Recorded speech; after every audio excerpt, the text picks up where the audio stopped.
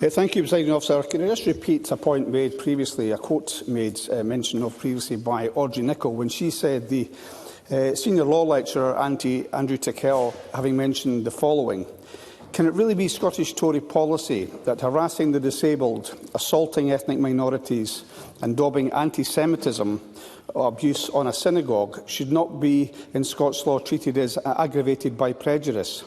Because that is a big part of what repealing the Hate Crime Act would achieve. That was his words. However, we've also, during the course of this debate, seen the Tory spokesperson, when invited to do so, refuse to condemn hate crimes or even to acknowledge the existence of hate crimes in Scotland. And given the fact that the Tory motion proposes no replacement to the Hate Crime Act, we have to ask a different question, which is this: what is it about the absence of effective legislation against hatred against these vulnerable groups mentioned in the Act that the Tories find so attractive? The motion is performative. I raised a point of order at the start of the debate. The motion will have no effect on the law as it currently stands. So what underlies the Tory motive behind the motion? It is, I think Stuart McMillan was right, the latest iteration of the toxic elements of the Tory group trying to attack everything about this institution. We've seen attacks on the police, attacks on the judiciary, attacks on the courts and attacks on this Parliament. Of course, they could do what they usually do, go to Big Brother down south and say, why don't you strike down this law of the Scottish Parliament? And I wonder, actually, if any Tory MSP has asked the Tory government, Alistair Jack, if he would consider striking down this law.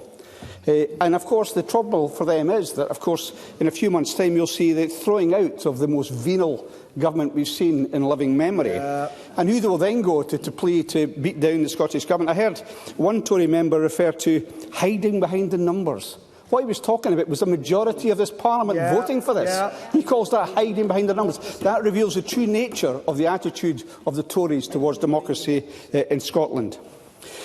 And, of course, we have seen a campaign with their usual friends. The reason they sometimes seem so certain of their case in this chamber is because it is parroted, every single word, by their friends in the right-wing media. And that gives them some feeling that they will... I seem to have encouraged Douglas Ross to speak. If he can be brief, I'll take his intervention.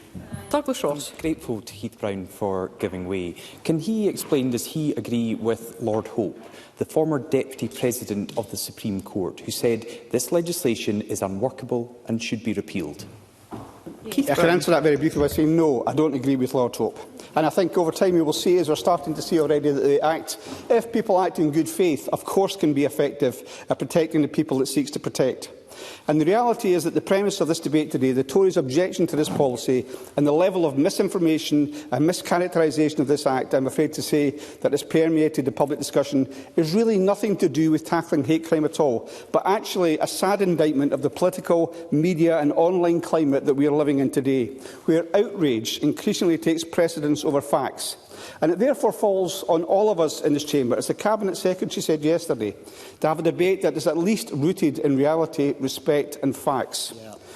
This climate, the climate that has been created, has consequences, and the thousands of false complaints made against people who obviously did not commit hate crimes are not only a huge waste of police time, but a sad indictment of the misunderstanding of this Act that has been peddled for all the wrong reasons. The fact that nothing has come out of many of these thousands of complaints actually proves the point that just because someone is discussing or criticising aspects of the protected characteristics and that someone has been offended, shocked or disturbed does not make it a hate crime and is therefore quite rightly not criminalised by the law. And can I say that, although of course, and we heard this through the passage, and I was there for the passage of this Act as well, of course people have got the right to be offensive to other people, including those within those groups. You don't have to do it, though. There's no obligation to be offensive to these people. Let's have a thought for the people in these groups that are suffering anti-Semitism, anti-Islamophobia, who are suffering if they're parts of groups which are characterised in this Act because of the constant attacks on them, encouraged by the climate that we're now seeing. They are living, as has been said, very often fearful in their own homes, and that is largely to do with the public discourse around this. So, although we have the right to do that, we don't have an obligation to be offensive to people in these groups. And I absolutely defend, and of course, as others have done, defend the right to be offensive if that is what people want to do. That's part of free speech. But the misplaced anger and frustration generated by the reaction to this Act is far too often channelled, and not least online, towards the groups which the Act seeks to protect. And Stuart McMillan mentioned the effect on many members in this group. I, like many members, I think I've had 6 death threats now. I've had attacks in the constituency. My office manager was in the court all day yesterday trying to take forward a case against somebody who wanted to kill me. The abuse is constant. We all know it's happening, but let's accept some responsibility when we feed the atmosphere, because it has real-term consequences. We've seen that down at Westminster. We don't want to see it happen here. So I think the difference we have here, I'm in my last 30 seconds, apologies. We have 2 different visions, in my view, of Scotland. One is that we can have a law that challenges hate, that has an effect of being able to protect vulnerable communities.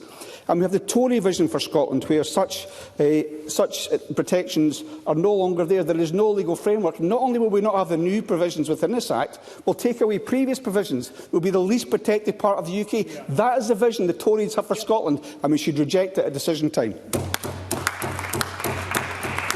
Thank you. We move to